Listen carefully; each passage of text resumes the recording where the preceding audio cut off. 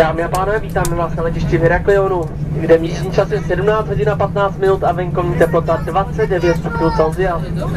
Pro vaši bezpečnost a pohodlí vás žádáme, zůstaňte prosím na svých místech připoutání a zanechte své mobilní telefony vypnuty. Až do úplného zastavení letadla zástupí setelného transparentu připoutejte se.